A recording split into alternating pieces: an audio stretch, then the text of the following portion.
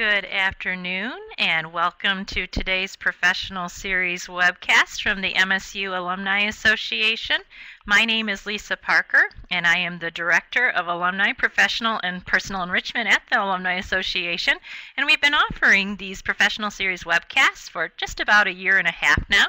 They take place the second and fourth Thursday of the month and cover a variety of professional topics related to individuals and businesses alike. And joining us today is Julia McAnallen. I always struggle with your name. And Julia has been a great partner to me at Michigan State. She is a graduate career services counselor in our graduate school and brought to the university with a specific role of helping our PhDs and our PhD alum get oriented with professions in industry, because we know there's the changing landscape of availability in the academy. So Julia is joining us today. I hope you enjoy your time with her. You will be allowed to present questions to Julia in the chat area, and this presentation will also be recorded, so if you're interested in a recording, you are welcome to email Brenda. Her email is displayed in the chat area, hainesb@msu.edu. So with that, Julia, I would like to turn the cast over to you, and thank you for taking this on for us today. Great, thank you, Lisa. I'd like to thank you, Lisa Parker, and also MSU Alumni Association Career Services for inviting me to do this. I think it's really important that we connect more with both PhD students and in their career paths, as well as PhD alumni. So that's why one of the reasons I'm excited to be able to do this webinar for the community. And I should say that while I've titled this webinar New Horizons for PhDs, Careers in Industry,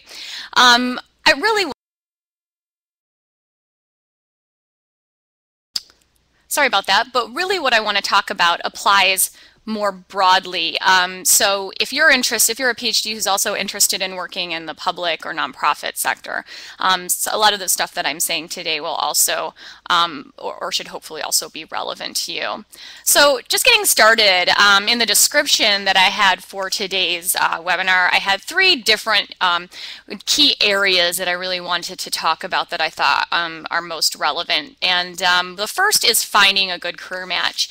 And I kind of want to focus now, just to give you a little background, my doctoral work is in linguistics. So I'm going to take just a moment and say something, and you'll understand just a minute why I told you that. But finding in English is a gerund. It's a verb form. The verb form is a gerund, and it's actually an adverbial participle. Now, why should you care about this? Well, the only reason why you should care about this is because this is a form of the verb that emphasizes continuity or an ongoing process. And I want each of these subsections to be understood as something that's an ongoing process or something that you'll be involved in. That it isn't just that you're going to check off some boxes and then you'll be done, but finding a good career match can sometimes be really just a lifelong or a career-long process. As you know, people have far more careers over their lifetimes than they did just even 50 years ago. So this really is a process, and I want you to keep that in mind when I'm talking about multiple things. Multiple topics today. Okay, so now that I've gone off on my linguistics diatribe, I'm going to go get started on the actual topic. So finding a good career match involves a lot of different factors and a lot of different moving parts. There are personal values that people have, your own education, or I would even just say the knowledge base that you develop during your PhD education, the skills that you obtain, which is distinct from the knowledge, and so on and so forth. And I think this diagram kind of nicely shows that there are multiple components that go into what is our career, which takes up a large part of our lives, and so clearly is going to be something that's important that we want to spend some time thinking about. So before just diving in and starting to apply for new jobs, whether you're in a job currently or finishing up your PhD or trying to make a transition outside of an academic position to an industry position, I really think some self-reflection and some exploration is in order. And so getting to that, exploration and research, part one is starting with yourself. So how well do you really know yourself? Hopefully pretty well, but I still think there's some things you can often do to hone in on your interests. So things like personality, interest, and skills assessments help a lot of people. There are some free ones online, one I've listed here, and you'll get the slides with all the URLs and everything after the presentation, so don't worry about jotting all of these down. Another thing, just brainstorming with friends, family, colleagues, and so on and so forth is really an important thing to do, because sometimes people will recognize things about yourself that you didn't recognize, that you can't see because you're almost too close. So maybe you talk a lot about, you know, an interest in policy, and yet you're working in science, so you think that there's not really any overlap, but there are science policy jobs, and so maybe talking to friends and family will help bring out that you have this set of interests that can come together. Another thing I'm going to talk about is informational interviews. Now, I'm not going to go into detail on this just yet. I want to pique your interest, but informational interviews are going to be a really useful tool for you to find out about yourself and about jobs that you could and careers that you could pursue.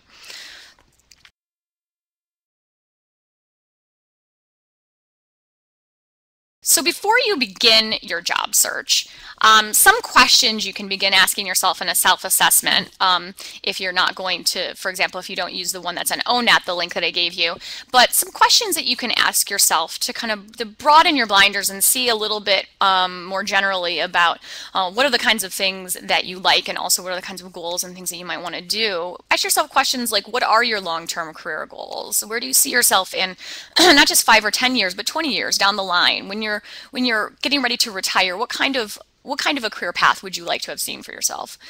Also do you have any requirements for personal and professional satisfaction? What do you feel comfortable doing? What do you like doing? And notice those aren't the same thing, being comfortable doing something and what you like doing, because sometimes you can like doing things that, you know, you're just starting out with and that you need to build a comfort level for. And then also, what kinds of positions are you looking for?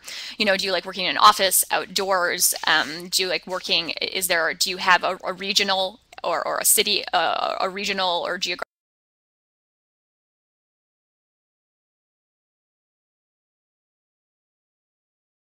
A regional or a geographical preference. Other things, what positions are you qualified for? So what have you done and what can you demonstrate that you can do? And we'll talk a little bit more about that for PhD specifically in a couple of minutes.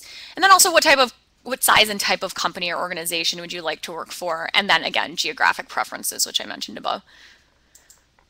And so it can be kind of daunting at this stage when you're thinking about going in a different career path, because PhDs are trained, it's kind of traditionally been in a role like an apprenticeship role, where PhDs are more often than not trained to become future professors, or faculty members. Now, in many cases now, people who get PhDs are not working as faculty members and professors, despite what most of their training has been geared towards. And so it can be quite daunting when you think about the expanded job search, because there's so many options out there and it's hard to figure out how to narrow those down. So this is kind of just a little image that shows the many different paths and then a question mark. Well, where do I go? But I actually like this image. It's still the same metaphor. There's a path, our career as a path, or here the road to success. And this comes from the Notre Dame's graduate school. But what I like about it is that there's a road that is meant to represent your graduate education. And on that road, you pick up transferable skills in addition to the knowledge that you're picking up in your program. When you get to the end of the road, instead of there just being paths going in multiple directions, you have this roundabout. So that what I like about this is it shows that there are multiple different places you can go, and you also have the option of coming back and turning around and going in a different direction. And so I'd like you to kind of start thinking about your career like that. So the decisions you make, the next steps you take, don't necessarily lock you in one direction. You will have the option to come back and change, because a PhD really does give you a lot of PhD gives you a lot of important transferable skills. And we're going to talk specifically about what some of those skills are when we get to the marketing, the part of this talk where I talk about marketing yourself. So that one way to look at it is by job sector in terms of the directions you can go. So you could go into the private sector, which is, again, industry jobs or jobs in companies. And then there's also the public sector, which is most typically thought of as government jobs, public, or rather federal, state, local, sometimes international government. Nonprofit. The nonprofit sector is also a big one and an important sector, which many nonprofit organizations really value PhD education. And then university, which is in some ways nonprofit and can span all nonprofit, public, and private sectors depending on the particular university or higher education institution. But it's kind of in its own right. It's a separate sector, and there's a lot of jobs that are not faculty careers in universities. For example, the jobs that or the career paths that I'm on, that Lisa Parker is on, they're all careers that are non-faculty staff positions in universities. So there's a lot of variety of things that people can do and that PhDs can do in universities that don't necessarily involve teaching and research.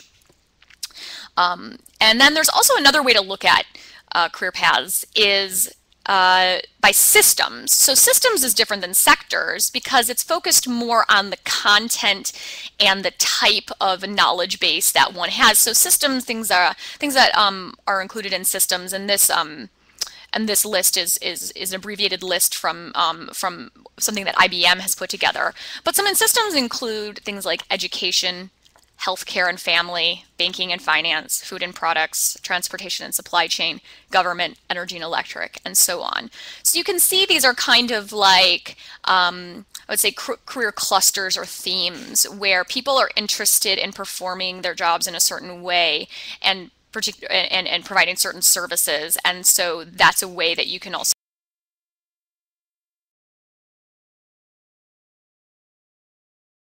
your career path is in systems as opposed to sectors. And these are just ways to help you organize this information. So the Explore and Research Part 2 then naturally is about exploring them. And what do I mean by them? I mean the employers or the industry or the organization that you would be interested in working in. And again, why I want to emphasize the exploration and research is because exploration doesn't necessarily commit you to something. So you are in a position to go out there and kind of think about where you would like to work and where might be a good fit for you. And some places that you can start exploring is just exploring and researching things on the web. So there are some resources that we have that are part of our PhD Career Services office. There's an Beyond the Academy guide, which is a guide that helps you explore careers in public, private, and nonprofit sectors, additionally with some job search resources. The PhD Career Services website has some of the more nuts and bolts information about applying to jobs, how to network, and things like that. Then also Versatile PhD, which if you are a recent alumnus of MSU, then you will still have access. You have to have an MSU Net ID in order to access. If not, then there are still some resources on the site, like the forums that I believe are open for you, even if you do not have access through university. Next is LinkedIn, and I'm going to get to that a little bit later, but it's important to both connect with people on LinkedIn and do research on LinkedIn. Find out about what types of jobs people have, what organizations are doing, things like that. Don't just use it to look for jobs, but also use it to research sectors and things like that.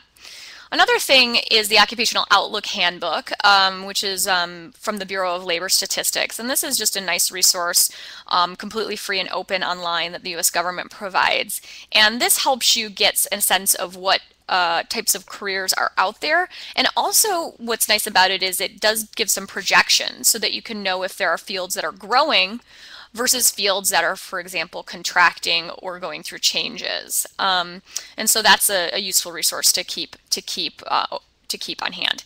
And then also, once you start to narrow in an area that you're looking for, company and organization websites are really useful tools, as are, if you're a professional organization, for example, if you're a chemist and the American Chemical Society is one of the organizations that you're affiliated with, they actually have a lot of tools for non-academic career paths or career paths in industry.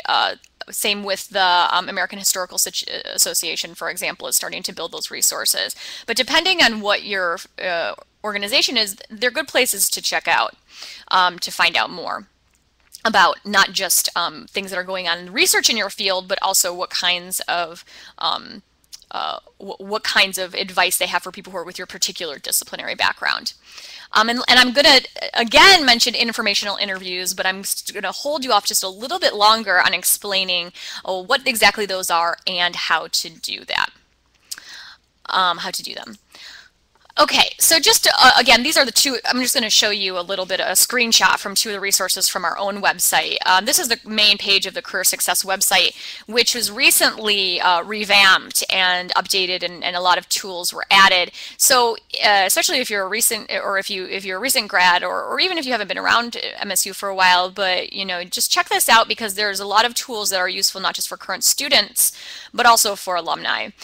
So there's, if you go to the Evaluate Your Skills tab, there are some assessments you can take there, in addition to the ONET assessment that I put up before. Also, so when you go into Start Planning, there are some tools for developing a professional development plan or an individual development plan. There's also tools for the resource Beyond the Academy is there. Tools for Success, that's the tab where you'll find the PhD Career Services information. Again, the nuts and bolts information on applying for jobs, networking, getting more experience, and things like that. So I encourage you to explore that website. This is just a sub-site that's we recently developed for Careers Beyond the Academy, which is, as you can see, it's a matrix here, and it's under the Start Planning tab.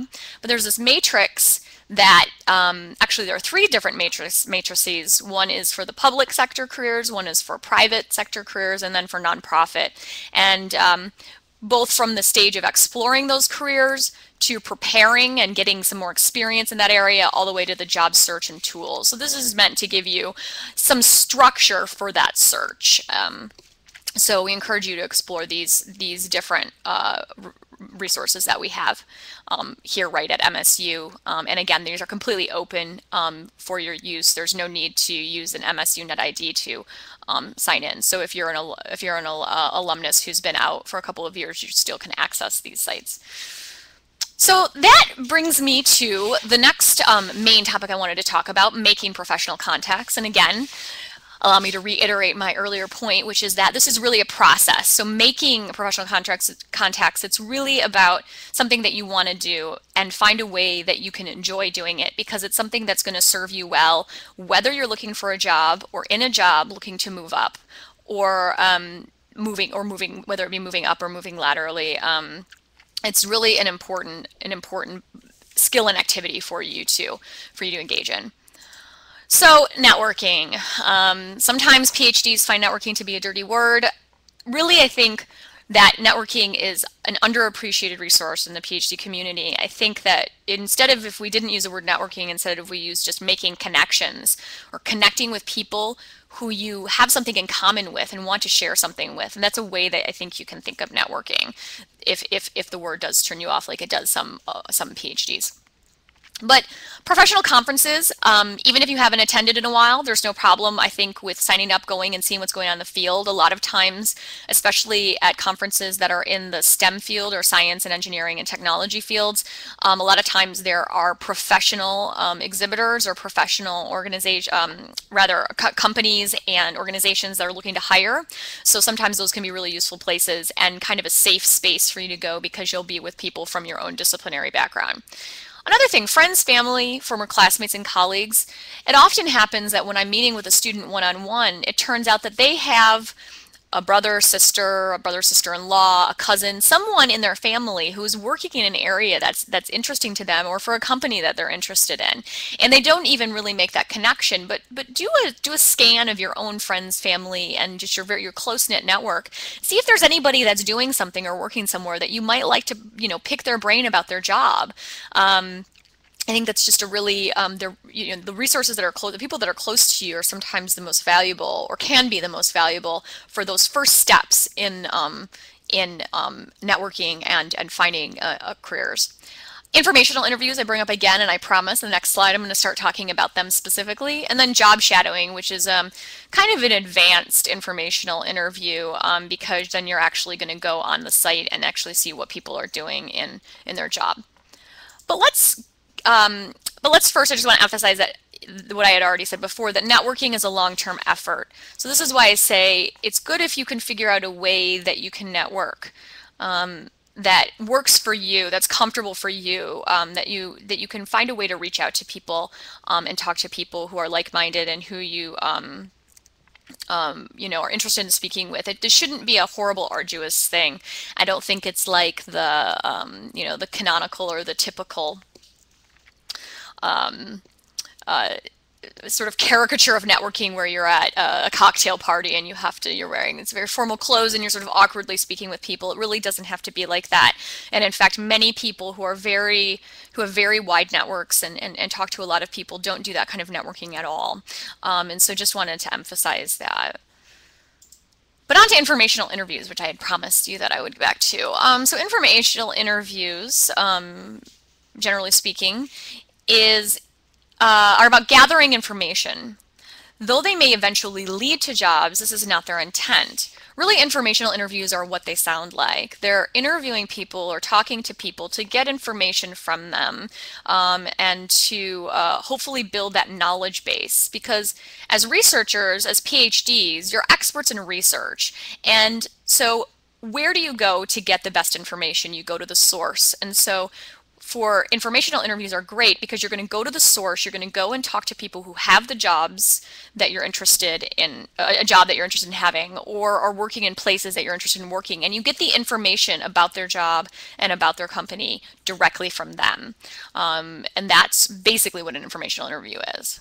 And you're like, okay, Julia, great, but how do I go about, but now what? So you tell me what an informational interview is, but now what? Well, first, it's useful to think about who you might do informational interviews with.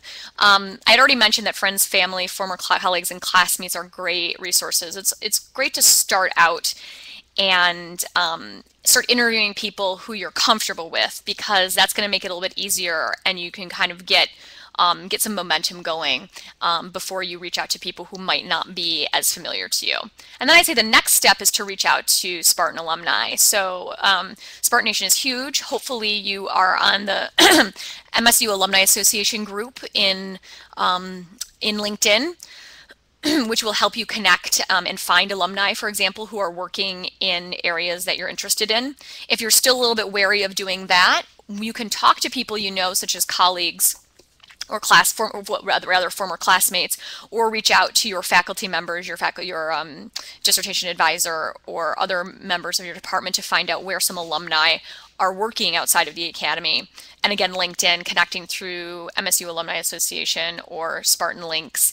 And I see that Lisa just put up the direct link to that LinkedIn page. So definitely follow that to their site. It's just a really great resource. And when you share a LinkedIn group with someone, even if you're not connected to them on LinkedIn, you can almost always still send them a message without adding them to your network. There's a way to do that. So, it's just a very useful tool to have. And then once you get more confident in your informational interviewing techniques, you can start reaching out to people on LinkedIn that you may not have as many connections with in terms of sharing an alma mater with them, or you can find people who work for companies on their websites or through other venues like that, and start talking to people who are working in areas that you're very interested in. So now that I've told you who you can reach out to for informational interviews, how do you do it? This is probably the most important point. And I don't want to spend too much time going to the details because there are some really useful online guides that basically give you a start to finish guide to how to do an informational interview. One that's particularly useful for PhDs is called branchingpoints.com. A PhD herself, someone just decided she started doing informational interviews and started to post some of those online, and then built up this how-to guide around those informational interviews. And it's just really useful for you to find out both from the beginning kind of how to contact people what types of questions to ask during the interview, whether to do a phone interview versus an in-person interview versus a Skype interview. All those kinds of questions and things are addressed all the way through to the sending a thank you letter after the informational interview. And then this other one I more recently came across at the Quint Careers website is kind of just a nice general overview of how to do an informational interview. And then lastly, this is an article from the Chronicle of Higher Education on how to do informational interviews. So if you want to just read sort of an article that goes into some detail about you know, the value of doing an informational interview and give you a little bit more background information, then that's going to be a useful resource as well. But hopefully I've convinced you that this is a great tool. I might just add after what I've already told you that you know, it's going to be a little bit at first, especially maybe if you're a type of person that's shy or maybe a little bit more introverted, it might be a little bit difficult at first to take that first step and start doing these informational interviews, especially when you're doing them with people you haven't met yet, or that you're, or even just the reaching out and asking for it. But remember a couple of things, which is that this informational interview, you're getting information for them. You're not pushing yourself on them. You're just trying to gather information as you're doing research for your job search. And people really like to talk about themselves. And most people really want to feel like they're helping other people, especially if it's a Spartan helping another Spartan, or if you have a different undergraduate institution that you attended. If it's, you know, someone from that institution is probably going to want to help somebody else. And so I think that, you know, just reaching out to people and to ask them about themselves and to give you help it's surprisingly a lot easier to get people to talk to you than you would think. I've done a lot of informational interviews since I've been in this position, and very rarely do people not reply to me. Sometimes people will say I'm a bit busy now, but get back to me in a couple of months. But almost everyone at least responds because they're very interested in helping more other Spartans out, and in building a community around, you know, this kind of what can be kind of scary is searching for all-tac careers. And so this is the last big section I have for you guys, marketing your skills and experience, and just again, it's an ongoing process. So you know, this is one of the kinds of things that you might over your career have to kind of reinvent yourself and kind of reinvent how you think about yourself. But in this section, I'm going to give you some tips on how to go about doing that, especially if you're a PhD who has been working close to your field or in research and you'd like to step out of that, or even if you've just really been in an academic setting for a very long time and you'd like to move into a setting that is non-academic or further afield from your direct experience in graduate school, then there's some tips here that hopefully will help you see how to do that in as painless a way as possible. So first, and I'm not sure, it looks like there's not many people participating, but if anyone is feeling bold, I'd be curious to have you guys comment on this little exercise. So the exercise is, imagine you're sitting on a hiring committee at a company for a new position, and all of the job candidates are outstanding. They all have excellent credentials and are all well qualified for the position. So how would you determine who gets the job? So if anyone is feeling bold and wants to kind of give their 2 cents, I'd be curious to see what your feedback is. I'll give you just a couple of seconds to type in if you'd like. I see that someone is typing right now, so we'll wait for that. We'll wait for that person.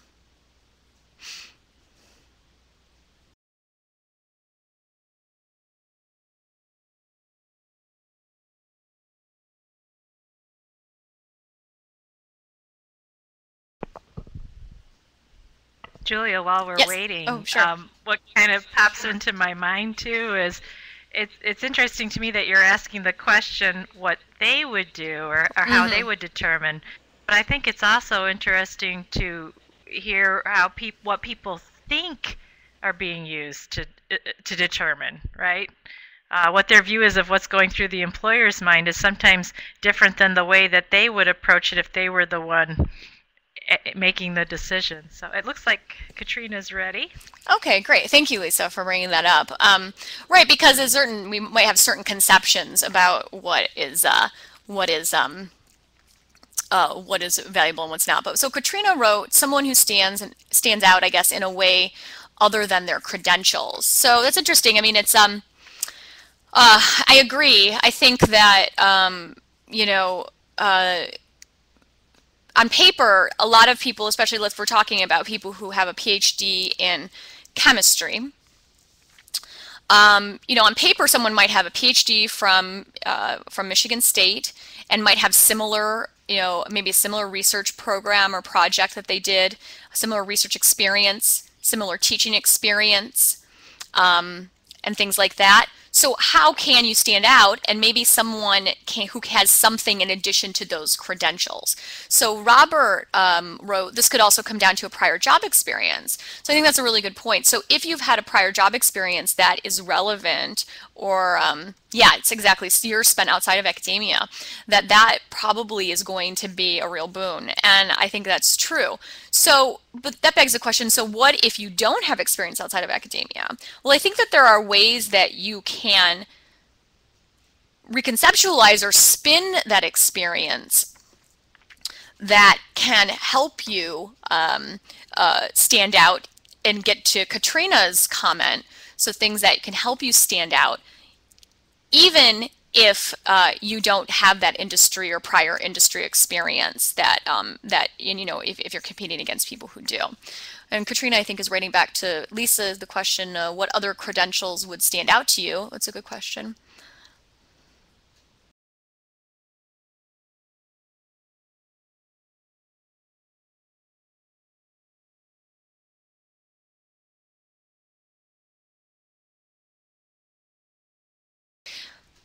But I think that before Katrina's second comment comes in, I think the important thing here is to put yourself in the shoes of the employer and think about the things that might help you stand out to them, because especially if an employer, even if the person who's, if the committee that's hiring you has PhDs on it, they likely have been working in industry for a long time.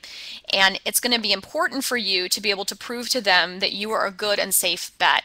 And in order to do that, you need to show them that you understand the position, that you've done your research, and that you know that your job, that your skills and experiences are relevant to that position. So we'll, I'm going to go ahead and move on to the next slide, and then when Katrina's comment comes up, we can go back to that. But so this gets, the reason why I asked this question again is because it's a little bit about the perspective. We're often thinking about ourselves, right? We want to figure out, like, I need this, I want to work here, I want to do this, and it's very focused on yourself. And when you're applying for jobs in academia, that's often what is most important, is you. However, when you're applying for jobs outside of academia, other factors become important. So I'm going to ask a second question that hopefully a couple of you might be willing to pipe in and answer, and that is the CV versus the resume. So the CV or the resume is usually the first point of contact that you have between you and employer. Unless you're, you know, you have a connection at a company where you're sending your CV or resume through them. And I wanted to ask you guys, what do you think, because the CV is very important in academia and resume is very important outside, what do you think the biggest differences are between these two documents, between a CV and a resume?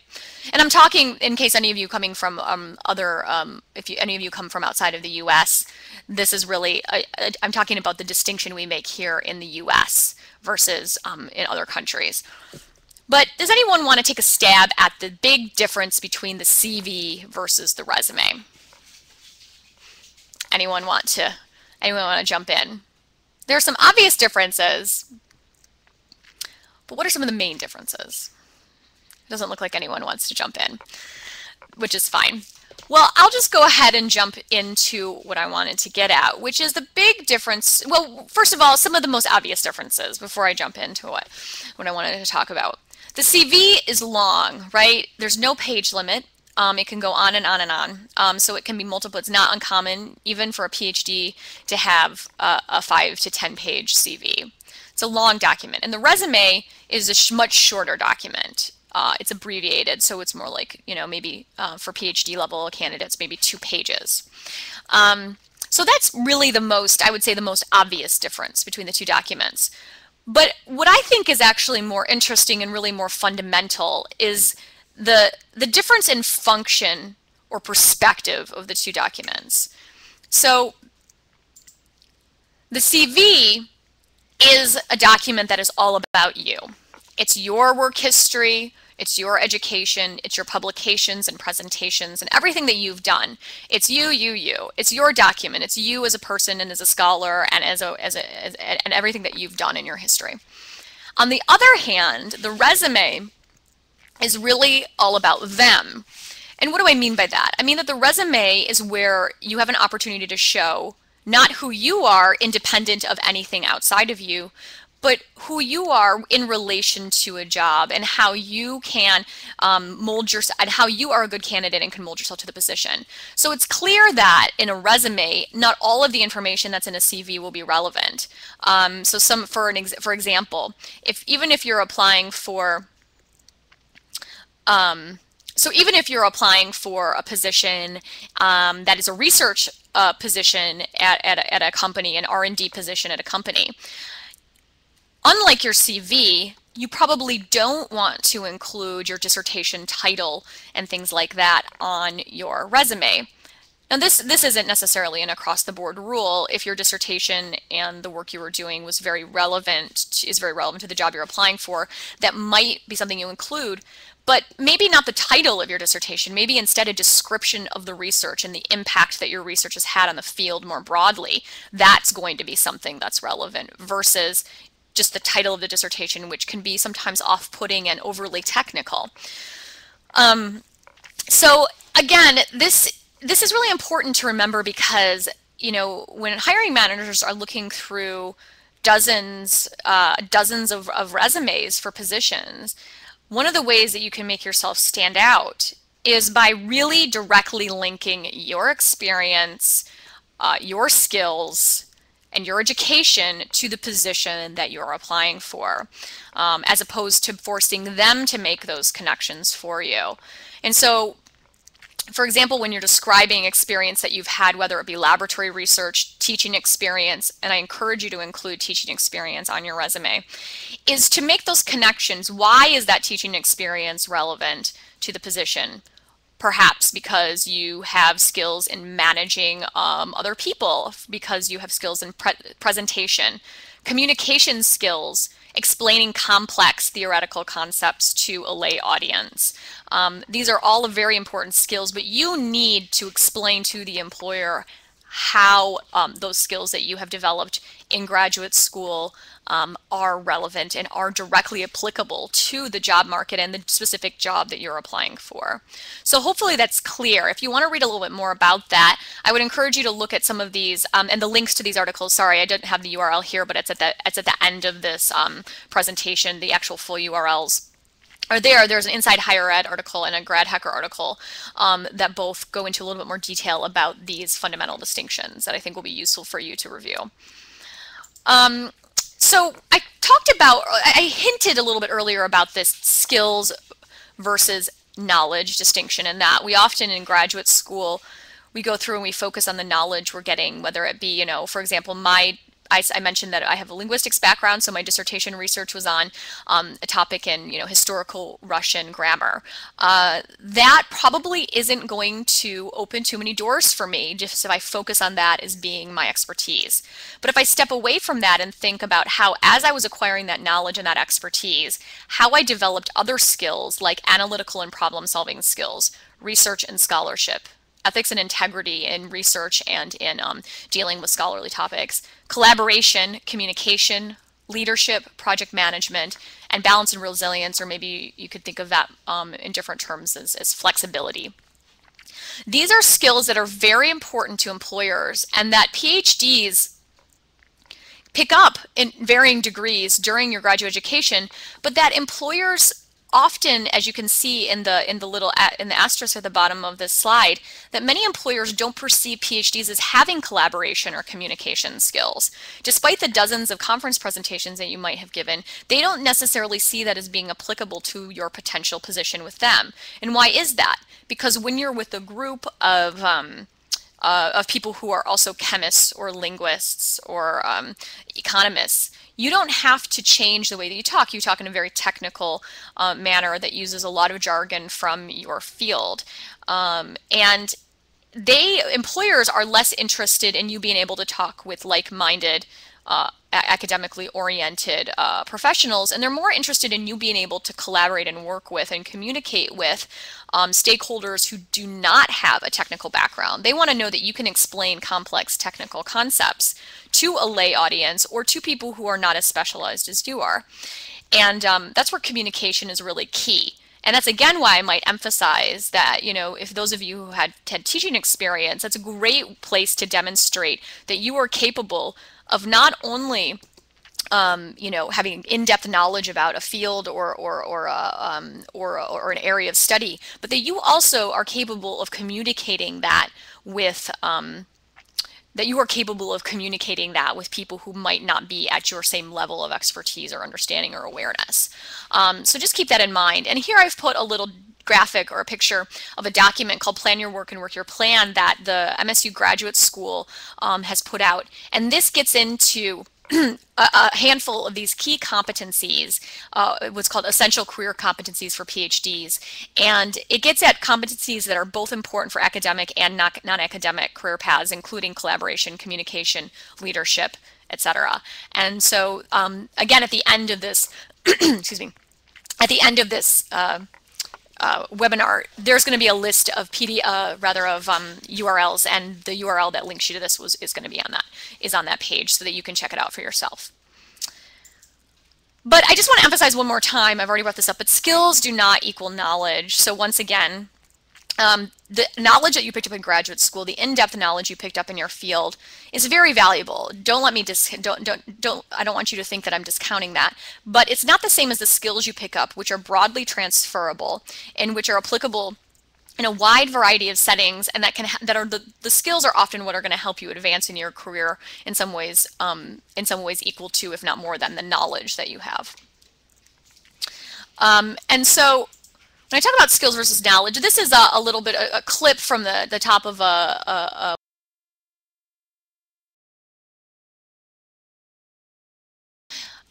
this is from the web page, a page on our Career Services web page dedicated to transferable skills. And what it's meant to do is be kind of a crutch for PhDs. So if you're kind of thinking, okay, great, I have these I need to have these transferable skills and not just focus on knowledge in the job search, but then you think, you know, well, but what are the skills that one needs? Well, this website that we have, and the link again will be available when you get the slides.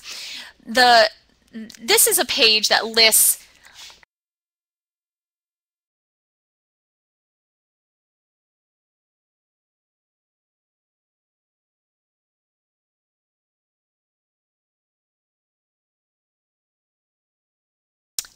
can you hear me, Lisa? It just seemed to go out. Yeah, I can, and you just came back. That was probably the longest pause, but we're happy to hear you. Okay, sorry about that. I'm having a little bit of trouble seeing if the thing is on. So I just again wanted to emphasize this. So this is a list of skills that's on the website here, and it's just meant to give some of the key skills that employers want and that PhDs often have, but maybe don't realize that they have. And we also added this extra part of the table so we have a skill, the definition of the skill. Occasionally there's an assessment to help you determine whether or not you have that skill. And then lastly, here it's written what you can do in graduate school to develop this skill, but for those of you who are alumni, what you have done in graduate school or had done in graduate school that helps you develop that skill. And it might even, some of them are also applicable to, like, if you've had jobs in research or in other areas after graduate school, you know, how you might have picked up things like project management skills, communication and collaboration skills, strategic planning and things like that. So the skills versus knowledge distinction is important. And it's also important to emphasize that tying this back to when I was talking about the CV versus the resume, on the CV, especially in academic settings, it's often less important to focus on skills. You really want to focus, you're focusing on the content of the knowledge that you developed. However, on the resume, skills are going to be key. You really, especially skills that are in job postings, you really want to speak to the qualifications that they're looking for. So it takes a little bit of time to go through this exercise, but sitting down and thinking about all the activities, the research, the service, the teaching, any volunteer work that you've had outside of the academy, going through and pulling out things that you did and what types of skills those activities demonstrated that you have, and also what types of things that you accomplished.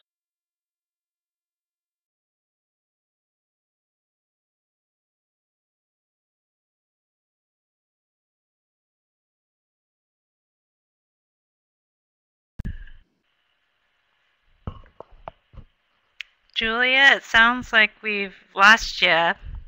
We've lost your sound. Yep. We'll give her a minute here. I think she can tell when her audio is functioning. I'm back. Sorry about that. It just it seems to be going out sometimes, but there. Okay. So I apologize for that. So what I was just trying to get back to was that the reason why the skills versus knowledge distinction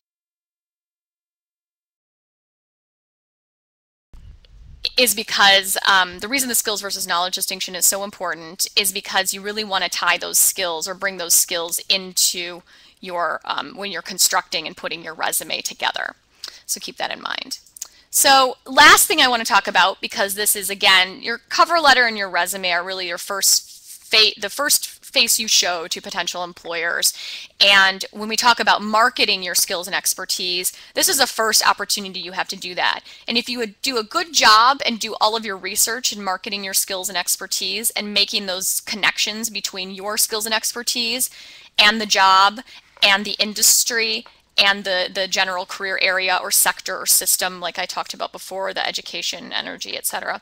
If you do a good job of putting all that together, then the rest of the steps in the process should be fairly seamless. When you get an interview, you'll already have done a lot of your research and a lot of the framing, and you just need to show them that you are who you say you are on paper.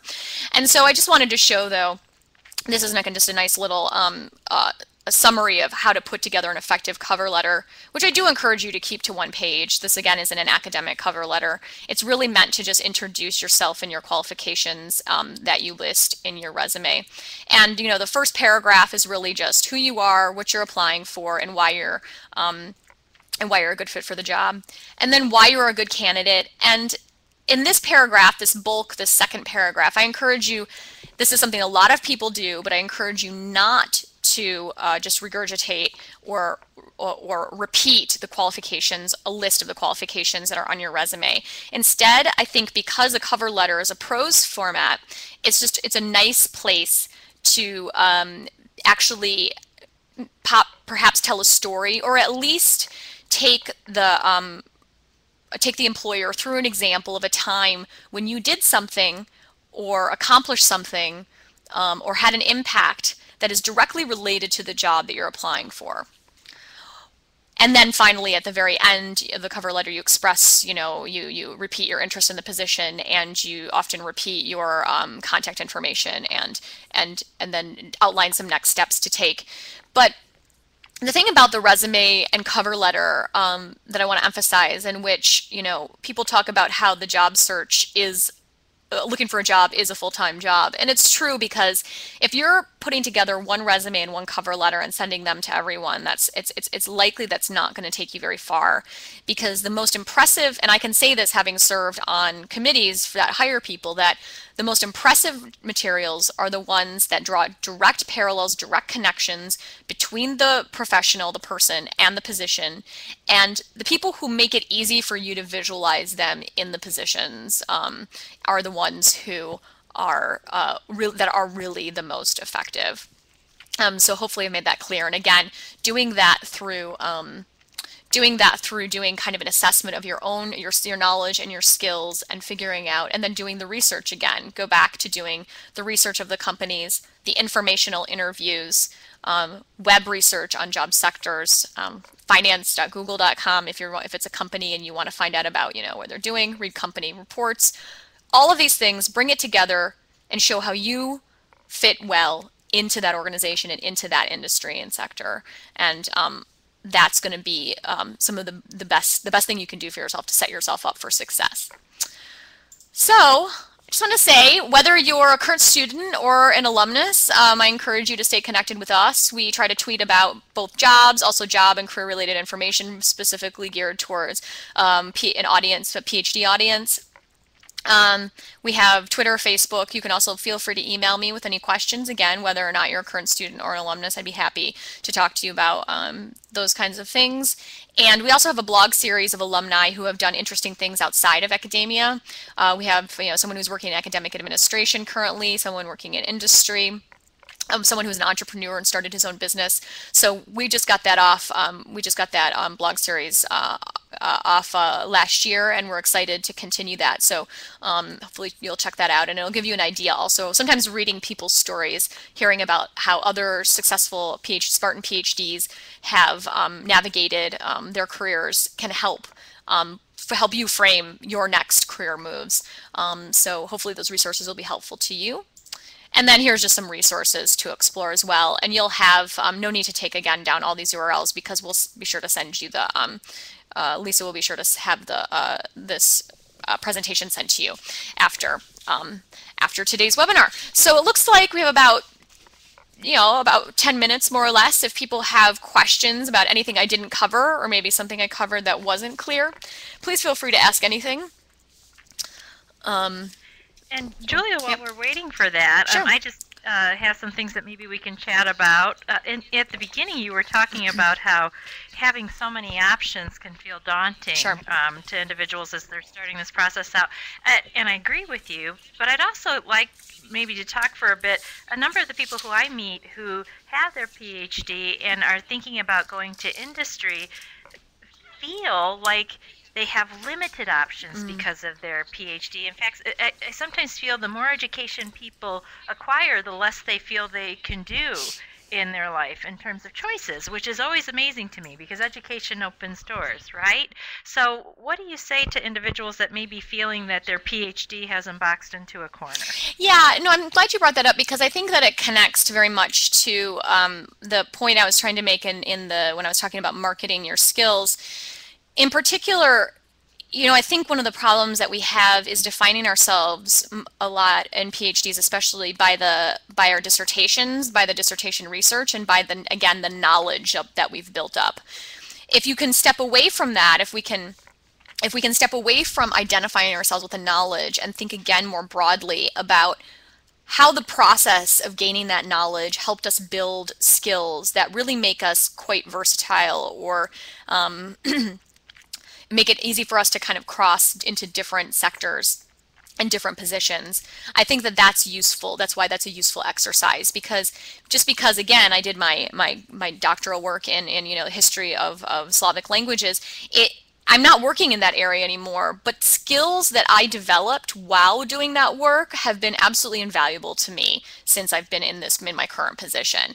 And so I think it's just a matter of being able to separate that idea, separate yourself from identifying too much with the knowledge. It's great. I mean, a lot of times you'll find positions that are very much in line with your knowledge set, but also understanding that you have those skills and experiences that set you up for success in different areas as well.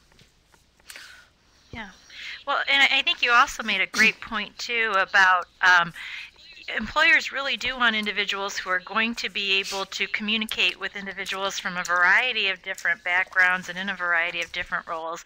And when we're talking about the networking process, I think it's common for people to think about networking as that time where you just go around and ask for things. Maybe you're asking for a job, or you're asking for a lead, or you're asking for information.